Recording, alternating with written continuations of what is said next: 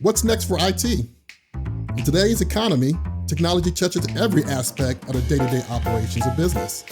There has never been more pressure on IT to deliver for our organizations. So what can we expect over the next decade?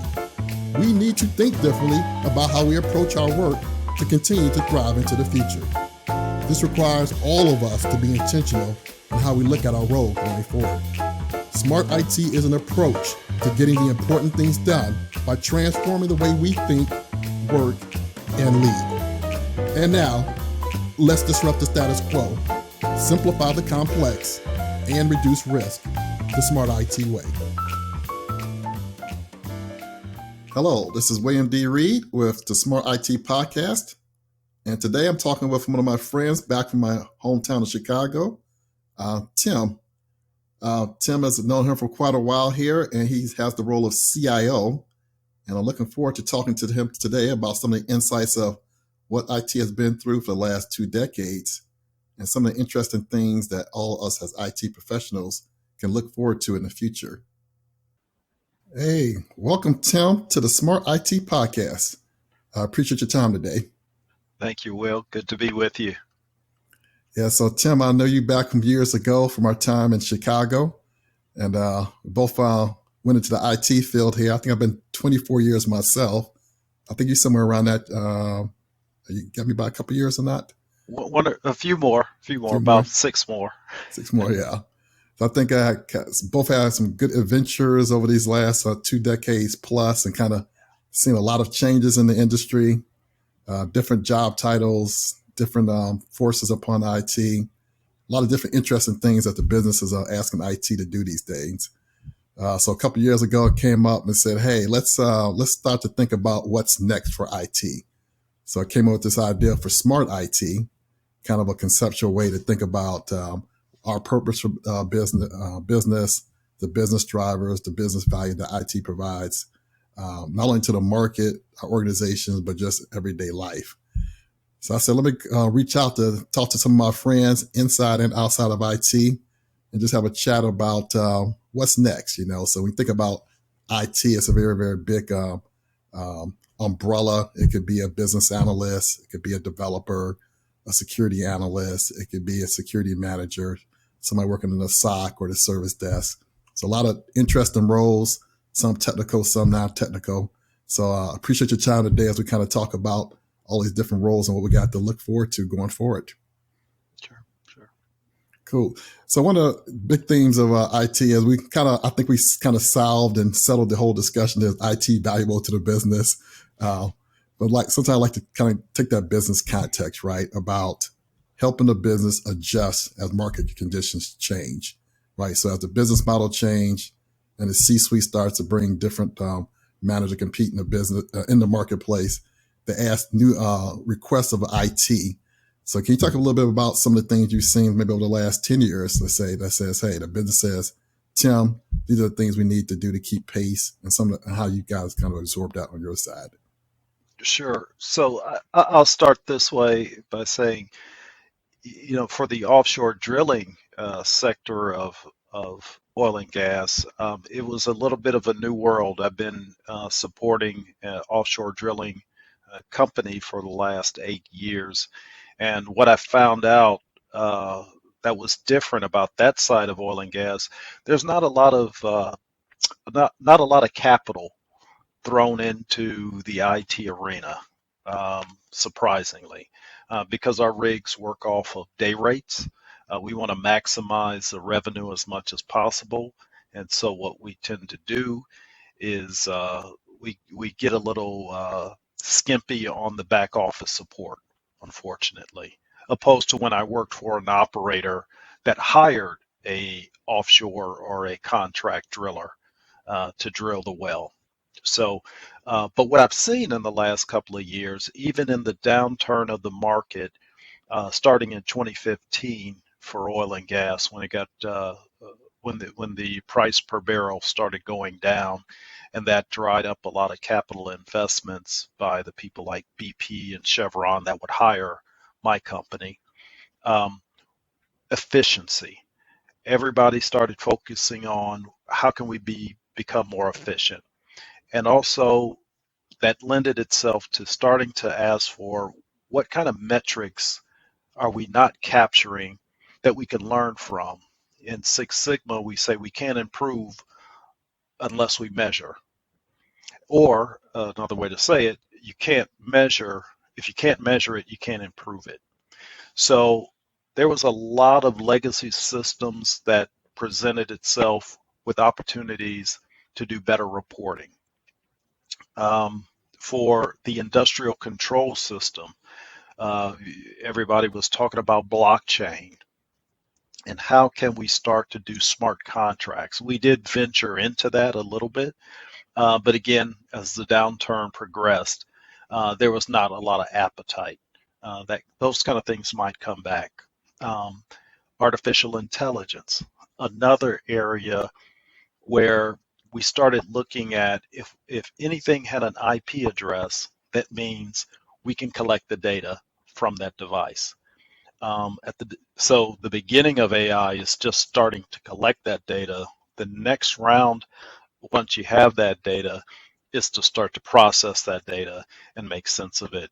And so now you can do predictive analytics, or what we say in the offshore drilling market, predictive maintenance. We know when a mud pump is going to go out before it does. That's our goal, to shorten that down, because when our rigs aren't drilling, we're not making money. So our goal is not only to responsibly unlock energy, is our saying at Diamond Offshore, but more so than that, we want to have those rigs and that drill bit turning to the right as much as possible. Because if we drill a successful well for our client, that means they're able to maximize the profit a lot sooner. So predictive analytics, which leads into really more of an AI discussion, is what people are starting to ask for. Interesting. And do you find that the business sometimes look at you and say, "Hey, Tim, how come we can't do this faster?" Or these things very complicated? Because one of the Yeah, main challenges of IT is making all that back end infrastructure, code, all that data seem easy, so the end users and the business can actually consume it. So it's kind of a very interesting balancing act there. So talk a little bit about making this all this complexity of the back end easier for the business to consume. yeah. I'm glad you said that, because one analogy, and you're old enough to remember this as well. I tell the business unit, it's not like popping in a CD and hitting next, next, next, finish, and then in the next 5 minutes you're up and running. I said it's a little bit more complex. So it is definitely an education process when it comes to speaking with the business unit about the back end infrastructure. For example, we were asked to look at a dashboard for all the rig managers to be able to see their S&R, supply and repair spend.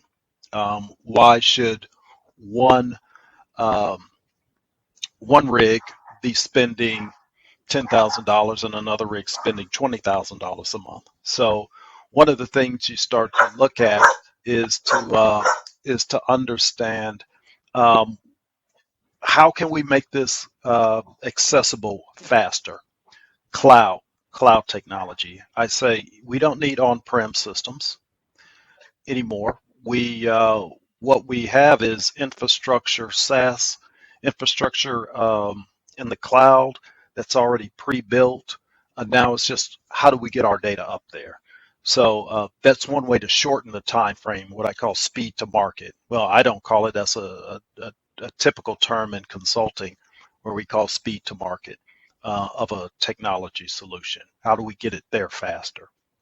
And one of the ways, when I became the CIO, I started my strategy on a page that talks about we're going to go more toward managed services and cloud solutions.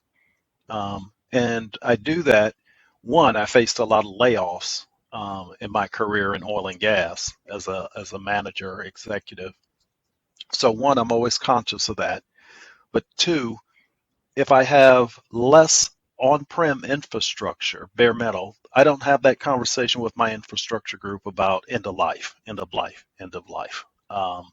So again, the technology to get there faster is really utilizing cloud systems, SaaS models, SaaS support models, etc. Interesting as we talk about the different pieces of maybe using cloud as opposed to on-prem.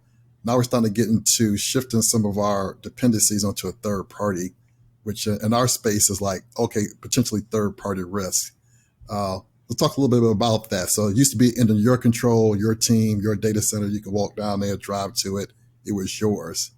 Now all of a sudden, when we say, okay, let's have a cloud provider handle some of this, now it's like we got to write this into like legal contracts, like, okay, availability.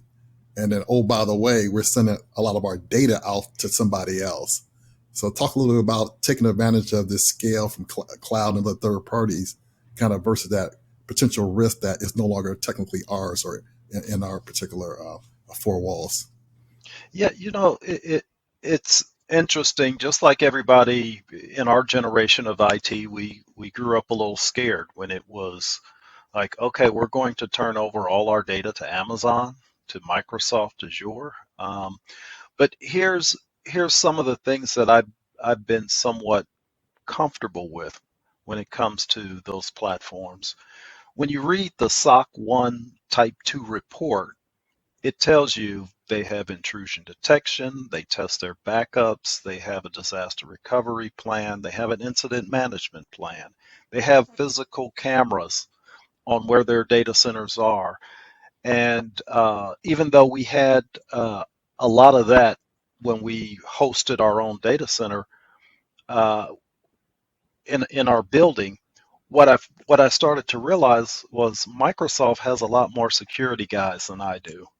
Azure has a lot more security guys than I do. So in some respects, there it's a little bit safer, unless I was running the NASDAQ uh, systems.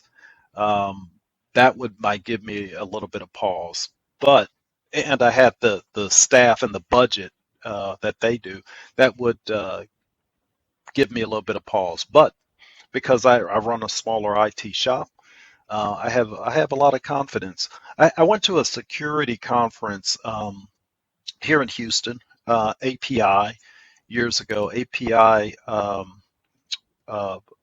cybersecurity conference, and Microsoft was one of the speakers. And Microsoft said, outside of the federal government, we are the ones that are getting attacked the most. And so you bet we have a vested interest in pouring a lot of investments into Microsoft security and keeping Azure and our cloud systems safe. And so when I thought about it, I said, yeah, they are definitely pouring more capital into securing my data than I am. So that's the risk has shifted to them, but in my mind, that's not a bad thing.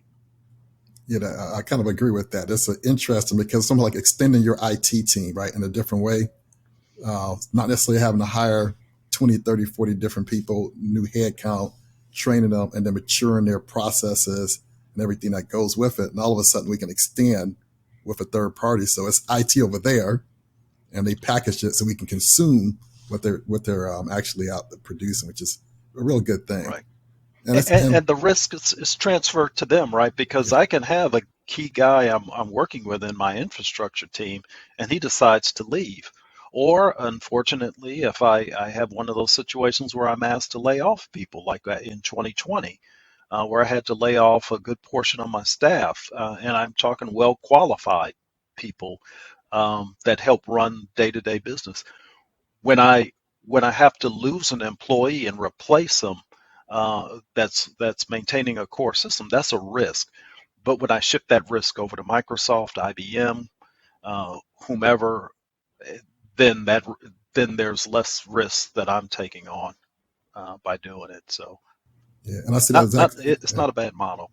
Yeah. Yeah, that's interesting because our counterparts in the non-IT portion of business do the exact same thing, right? So piece of marketing, pieces sell. They're using third parties like all the time.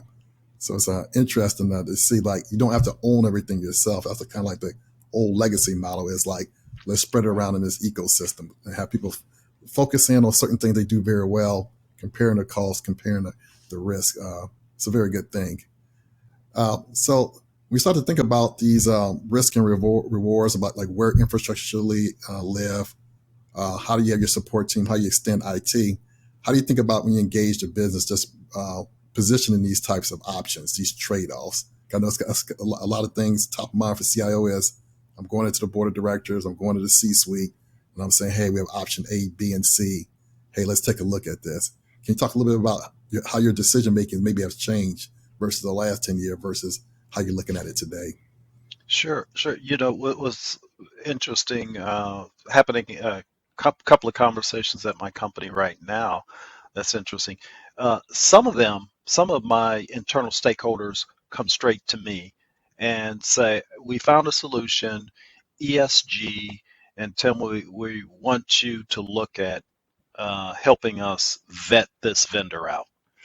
Um, that's encouraging because before it used to be we've made a deal, we signed a contract, and now we need IT to sign or to implement it.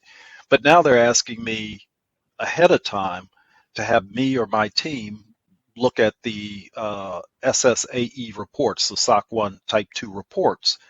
That gives me some comfort in the fact that security is in place. So they're coming to me in some cases, Will. In other cases, I still have some people that are around the company, and what they want to do is go back to something they already know. They say, well, we're using this solution over here in another part of the company. Can we just now implement that uh, over in this other region? And I'm saying, sure, it worked over there, but it's on-prem system. It depends on support on my team, puts more pressure on my team on a singular or one or two people. Why don't we look at a cloud solution? Why don't we look at a boutique solution? Um, go like this. Hey, remember my strategy is managed services and cloud SaaS solutions wherever possible. Let's let that help guide our decision. So I'll say this, William, the biggest thing is establishing a strategy because some people think it's just an MBA exercise, creating a strategy, a mission, and a vision statement. Now, once you create that and you have that, you can always use that as your North Star. You can always point to that and say, no, what we want to do, I don't care what solution, technical solution we're talking about, but as long as it fits the strategy. And then I remind them of why the strategy is important. So two conversations that are happening is, Tim, we've picked a solution, and that solution a lot more often is now cloud and SaaS based, so that's a relief. But then there are the other conversations where they come to me with a problem and the solution. And I have to go, wait. Let's back up. Let's back up and go back to what are we trying to solve? And then we start to talk about solutions. So Interesting.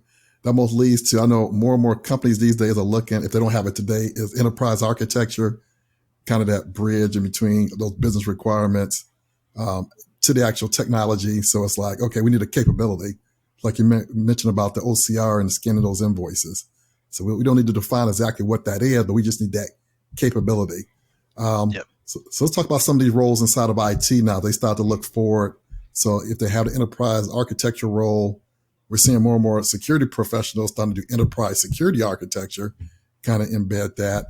We're kind of seeing the changes on the development side of the house. Obviously, we got the DevOps movement, how they're working together well. Let's talk about some of these roles and what they should be looking at, because I know one of the things that IT and techies are known for is to get hands on keyboard, do that very well, and then tell a business user, hey, blah, blah, blah, blah. So it's like techno babble. They have no idea what it is. So it's like looking at professionals saying, hey, you need to up-level your skills in communications, maybe do a little bit more analysis of what you're about to do what you present to a business person. Let's stop, think about what you just said. I could do something new, a different way to deploy a new service or a new capabilities. Maybe I should analyze that a little bit more. Let's start to talk a little bit about those roles and some of those skills that you see that for the next 10 years or so, professionals at different levels of IT should start to think about. Yeah, that's a great question, because some IT folks are finding themselves where they've invested 20 years in Oracle forms, creating Oracle forms and programming PLSQL. And when you come to these cloud-based solutions, even with Oracle's Cloud Fusion,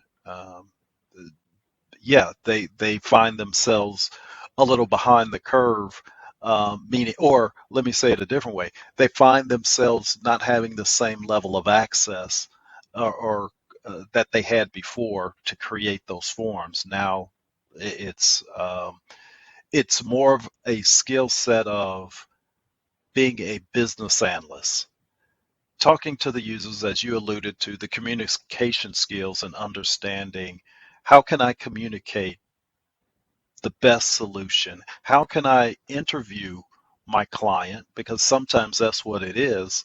Let's be honest. They're interviewing their client and say, okay, what problem are you trying to solve?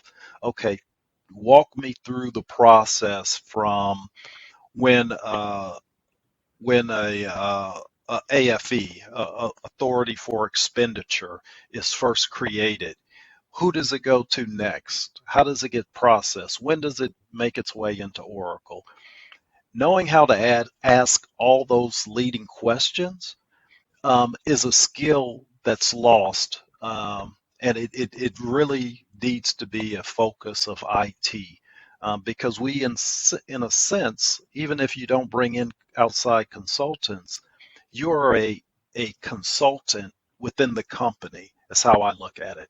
How do I go around to supply chain and figure out what key points or pain points are they having in their department?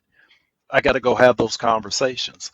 Most IT people, as you know, are not always people friendly. They love to get in their cubicle and bang on a keyboard all day long, and they find the most uncomfortable thing in the world is talking to a user. But when you make that connection and when that user develops trust that you understand their problem and you understand the best way to give them a solution, it makes it a whole lot better. If you don't establish that relationship, that trust up front, that's when they bring you in later and say, hey, we've found a solution, we've talked to this vendor, now IT go implement it.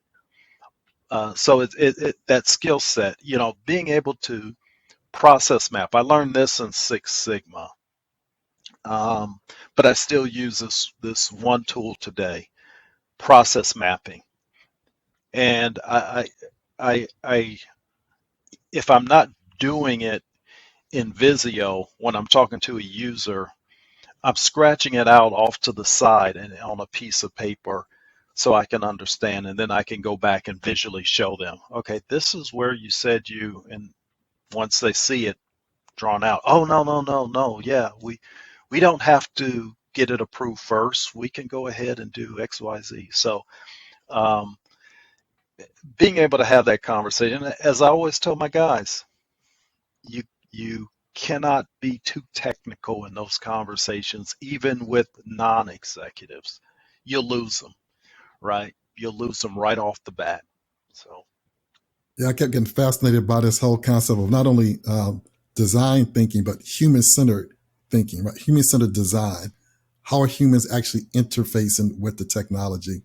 It was funny if you have a developer who's out there coding and he has the boxes in a certain way, maybe it's a drop down versus click box, to stop and think about what's the best way that my type of users who are going to use this system, how would that feel to them? I know in the early days before we did a lot of mobile apps, it was take a web interface and tell people on the phone to actually go web browse to it. And it felt kind of clunky, right? It was the wrong type of interface for the smartphone. And then we started putting more and more development time in it, research time in it. What did that look like on the smartphone? As we add more capabilities, instead of you don't need your laptop, it's going to be on the smartphone. Okay, what type of fields? What's the swiping look like? And you had to say, have more and more people start to say, you know what? Maybe I can graduate from keyboarding to eliciting that information from the user. Maybe, like you said, drawing it out, sketching out what the process looks like for that user actually on the front lines, as opposed to thinking about it, how they might click or input something behind the keyboard in the cubicle. It was like kind of Yeah. a great way for people who are hands on keyboard to kind of get a better feel for how they should approach how they do their work. Yeah. Funny story, Will. You just reminded me of. I used to work for that big insurance company across the street from our dojo when you Yeah. and I used to work out. And one year they introduced Visual Basic, and they took a bunch of mainframe programmers. I was already a Visual Basic programmer, and the other part of the team I was on in claims, they were mainframe programmers, and they gave us they gave the other half of the team Microsoft to develop their part of the claim system. And I was amazed. They came back with a black screen and green letters, and they literally took Visual Basic and made it look like a mainframe. Oh, wow. Um, and the funny thing is that was one of the biggest jumps I had in my early career of programming, because I understood that Visual Basic, C++, all of that, the GUI graphical interface meant I had to program through the user's perspective. If they click on this button, what happens? If they hit this drop down, what choices do I give them? And so after that, after I got introduced to Visual Basic, then my whole perspective of whether I was doing SQL, Gupta programming, any kind of object-oriented programming. At one point, I was a DBA in my career. I always approached things from the user perspective. Um, and then when I became a business analyst and I was more user-facing, it was easier for me to have those conversations and ask those questions. I'm making being a little bit simplistic in this example, but do you want a blue button or do you want a red button? Yeah. Do you want the screen up here? Yes. And if you ask them what they want and you give them what they want, they're going to have a much more positive experience approaching that and be more sympathetic when they do have a bug that you may have created. And I've created some one or two programming bugs in my career. So Or the interface that doesn't show like any indication that it's working, and on a network to have network latency, it's like, I need to click again, right? Because I don't see anything. You said, yeah, you know what, I'm going to program something that says I'm working just in case their latency delays the response that you're expecting. yeah, yeah. As much as we hated that little hourglass, that was at least a powerful thing to let us know, yep, I'm working in the background. So let's talk a little about the skills of team building. So a lot of things we do today, it's a lot of handoffs, right? So people doing QAs, people doing production, people doing security scans, some people doing the security operations. So a lot of moving parts here, both inside of IT and outside of IT. Let's talk about the skill set of building these teams, getting everybody to contribute, encouraging people to give feedback, right? Sometimes people don't give the right feedback or timely feedback, so it's hard to really improve the performance of the team overall. Can you talk a little about what you're thinking about next 10 years or so? You might have 3 or 4 people that have to manage third parties. They got to manage kind of the political realms on the business side and internally their teams. Just these leadership skills to help build even better, more efficient teams. Yeah, I wish I had a magic bullet for how to develop great teams. For me, it almost starts when I have the opportunity to do this in the interview process. And I look for certain traits and certain things that candidate will tell me let me that'll let me know they're a great team player or they're not. Um, but once you have a team that you've inherited, and I've had several teams like that over my career. In fact, the IT department I inherited, I was a member of that IT department, and so. I knew all the political landmines, who wouldn't talk to who, how this person liked to be communicated with, meaning he preferred an email versus you popping up in his office asking Oh, him yeah. to unlock a database record. Um, Once you start to understand all those dynamics, then it becomes, especially when you have one of those projects where everybody needs to contribute. You know, you do the halftime coach speeches. You start to recognize the different phases of a team, whether you're in the forming, storming, norming phase of your project, and take it for that, and not throw everybody off the team and bring in new people.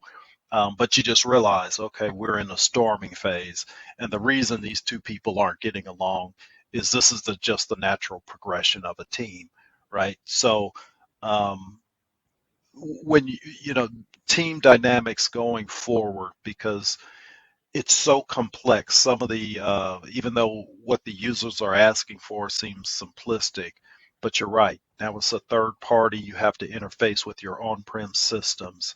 Um, there might be I don't know, a SharePoint, and then there's definitely security concerns that have to come into play.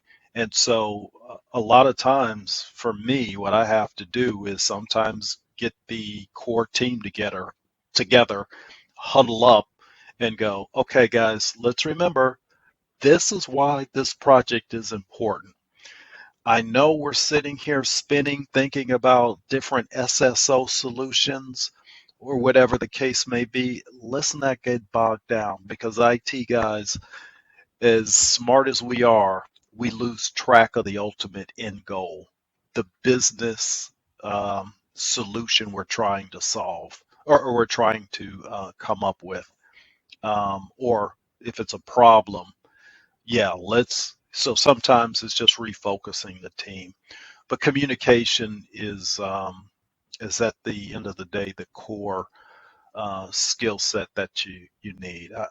I will tell you, unfortunately, in again 2020, and I've had to lay off a lot of people, but to lay off a third of my staff and to lay off really good people, that was emotionally hard on me. Um, Here's the bright side of that story. I was left with a smaller staff, and of course, I kept the people that could do multiple things. One of the things that happened as a result, people that didn't normally talk to each other, we had to all rely on each other because we were so smaller, a much smaller staff. And so just having to rely on each other made us a closer group.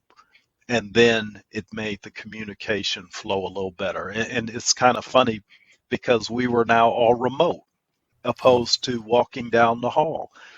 But even with that smaller team, they were more apt to get on Teams or a chat um, and talk with each other. So it made for a much cohesive team as a result of it.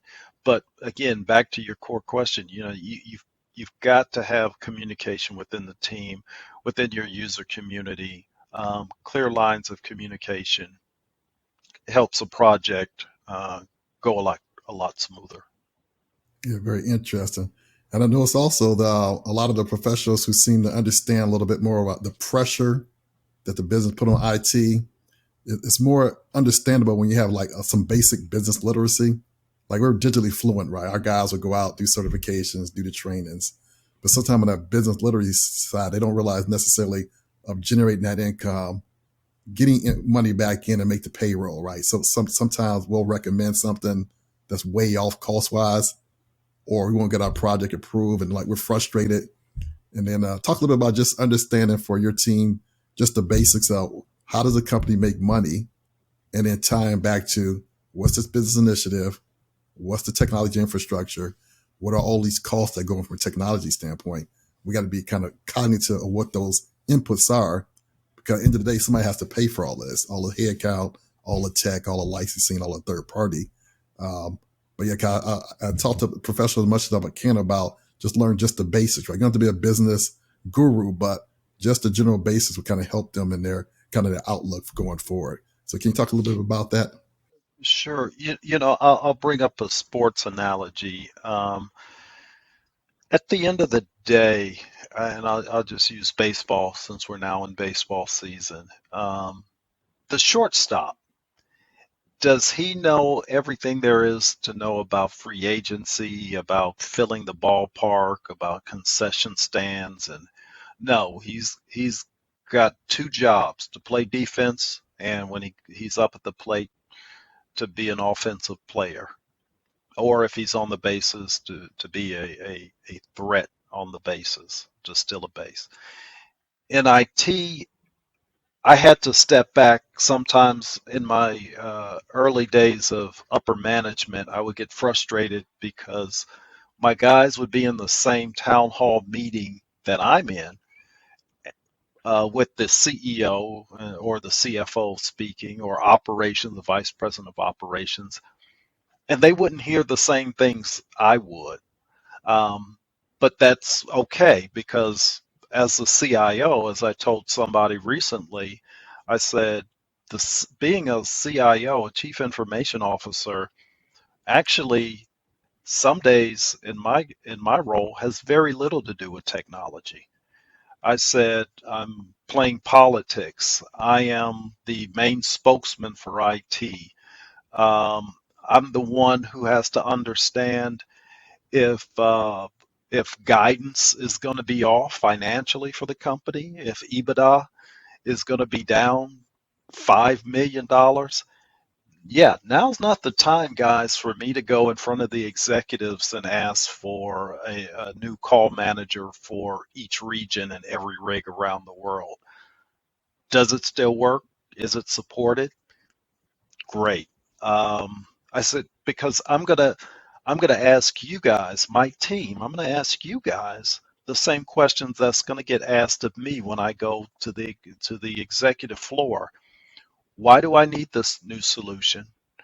Is it going to be a revenue generator?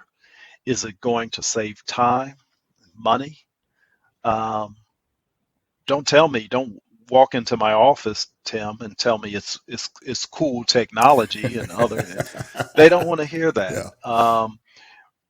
And I recognize that. So sometimes I have to be the one to explain. And what I do, I don't know if every department head does this at my company, but when I'm in the staff meeting with my CFO, and he imparts the business, what's happening at the executive level, there's some things I could share, some things I can't. But I always, in my meetings, this way, I go, okay, guys, after we've gone around the room, I said, here are the major business updates from the last executive meeting last week. And I tell them what I can. I share with them the marketing news. I share with them any moves of our rigs, contracts that may be coming up. But I also ask at the end of that meeting, is anybody waiting on me? What do you guys need from me? You need me to sign? Is there an AFE that you're waiting on me? Is somebody waiting on me to give you permission to code that invoice? Um, Whatever it is. So I try to connect the dots, um, with at the end of my meetings, with what's going on at the high level with the business and what's going on in their day-to-day world. Um, so here again, I've got to, and that's where it's a little bit of talent. You've got to triangulate, if you will, what's happening in the business and what's happening in your IT world. And I say being a CIO is really like running your own consulting company within the company. I've got to balance the books Yeah. every month. I've got to do accruals. I'm almost an accountant on IT spend. And that's, I'm not saying it's good or bad, but I'm just saying that's part of the job. And so there are times, yeah, where I have to tell the guys, okay, True story, email in the cloud. We went to Office 365 in 2019. We left email behind on-prem. And you may say, well, why did you do that, Tim? Because we got offshore rigs that go over satellite. They communicate over VSAT. And I said, someone needs to explain to me how this is going to work. We also use a lot of public folders in the on-prem system. And I've been told several times, you don't want to use public folders for Office 365 mailboxes in the cloud. I said, somebody's got to solve that problem for me. So it's not that I didn't like new technology and want to go to newer technology, but I said, we're going into Chapter 11. Back in 2020, we filed for Chapter 11, not because the company was in trouble, but simply because it was a proactive move by our CEO.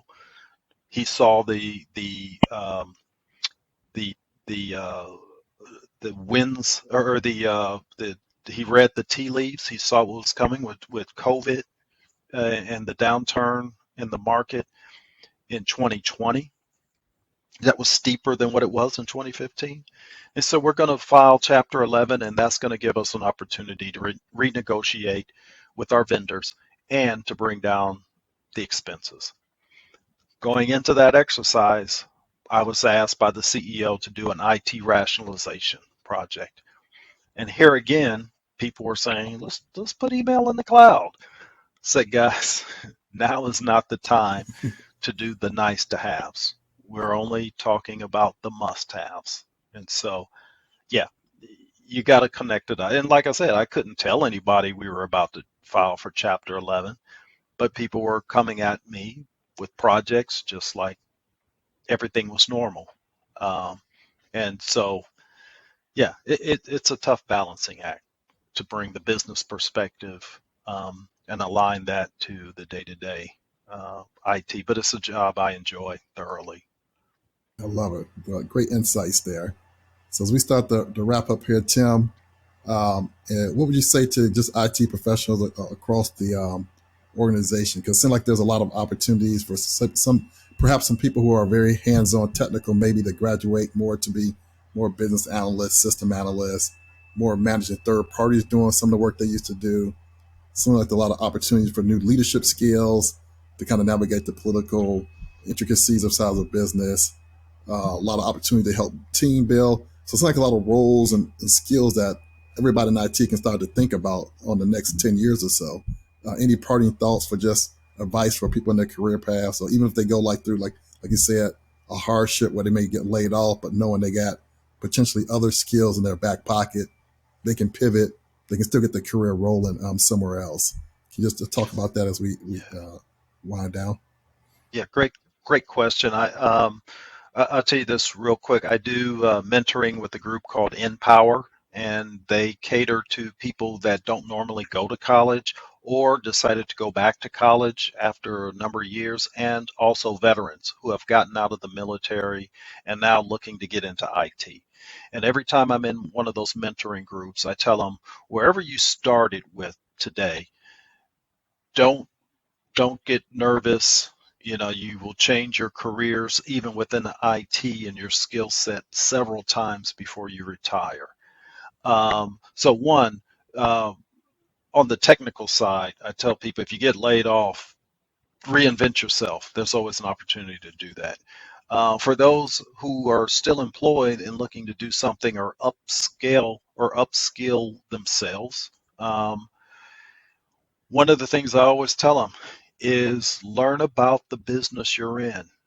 Um, I will, people who are in insurance may not like me saying this, but when I was in insurance as an IT professional, I was bored. I hated it. And I don't care if it was Visual Basic, if it was C++. I just hated that industry. I can't, I don't know why. I just never something that clicked with me. But oil and gas fascinates me. And so I took every opportunity to take non-technical classes. And even when I was asked to be part of a business development as an emerging leader, uh, before I became the CIO. There's classes like financials for the non finance manager, and they teach you how to read a balance sheet. Um, Things like that. Again, opportunities to learn about the oil and gas business. We have a lot of terms in oil and gas that are kind of strange and funny to other people. But you learn it, you talk to it, you acknowledge you know it, and the operations managers will give you a lot more credence and credibility when you come to them and ask them to stop doing something or to start doing something. So learn the business is what I would say. I love it, Tim. It's been a fantastic time, man, talking to you about kind of like where we've come to like over the last 2 decades and helping the IT professionals get ready for that next wave out there. Definitely appreciate your time today. Oh, you're welcome. Good to talk to you. Thanks for joining another episode of the Smart IT Podcast, where we explore what's next for IT and disrupt the status quo, simplify the complex, and reduce risk together. If you like what you hear, please like, subscribe, and leave your comments. And for more Smart IT wisdom, check out my website at williamreed.info.